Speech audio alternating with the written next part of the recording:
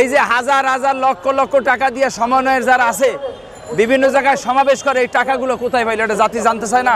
সাজিলের গায়ে আপনার 250 টাকার পাঞ্জাবি আছিল, এখন 15,000 টাকা দামের পাঞ্জাবি, এটা বাংলার মানুষ জানে না।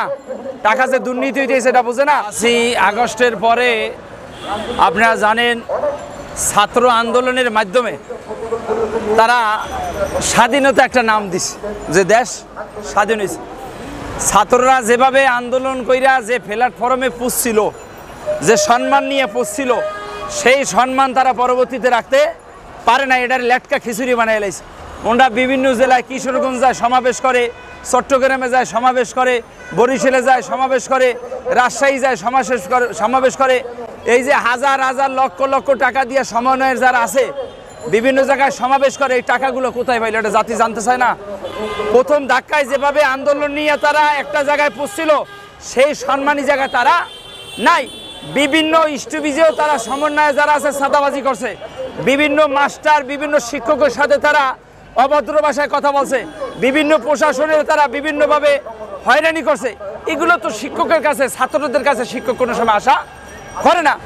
কালকে আপনারা দেখছেন হাজার হাজার বিশ্ববিদ্যালয়ের ছাত্ররা, হাজার হাজার বিশ্ববিদ্যালয়ের ছাত্র ওখানে গ্যাঞ্জাম লাগছে। হাসানাত গেছে ওখানে সান্ত্বনা দিতে। এই মিয়া, তুমি তো এতদিন মিয়া তোমার 150 টাকার গেঞ্জি ছিল তোমার গাড়ির ভিতরে, এটা বাংলার মানুষ দেখছে। আপনার সাজিলের গায়ে আপনার 250 টাকার পাঞ্জাবি আছিল, এখন 15,000 টাকা দামের পাঞ্জাবি, এটা বাংলার মানুষ জানে না। টাকা যে দুর্নীতি হইতেছে এটা বুঝে না। আপনার সচিবালয়ে আগুন রাখছে, হাজার হাজার মানুষের চিকিৎসার কাগজের জমা দিয়ে দিয়েছে, এই টাকা এখন পর্যন্ত অনেকে পায় নাই। তো বর্তমানে সমন্বয়ের যারা আছে এই নামটারে বিলুপ্ত করতে হয়, এটা একবারে বাজেয়াপ্ত করা উচিত। বাংলাদেশে বর্তমানে প্রধান উপদেষ্টা ডক্টর ইউনূস সাহেব যিনি আছেন তার দৃষ্টি আকর্ষণ করব, সেনাপতির প্রধান যিনি আছেন তার দৃষ্টি আকর্ষণ করব, এমনকি রাষ্ট্রপতি যিনি আছেন, আপনাদের 3 জনের কাছে এই দেশ নির্ভরতা। আপনারা যেভাবে সারপোকা লইয়ে পড়ছেন, এই সারপোকা লইয়ে জীবনে দেশ চলে না। আপনাদের ভিতরে যে সারপোকাগুলো লই পড়ছেন, এদের ভিতরে কিন্তু দুর্নীতি ঢুকে গেছে। এদেরকে সতর্ক করেন।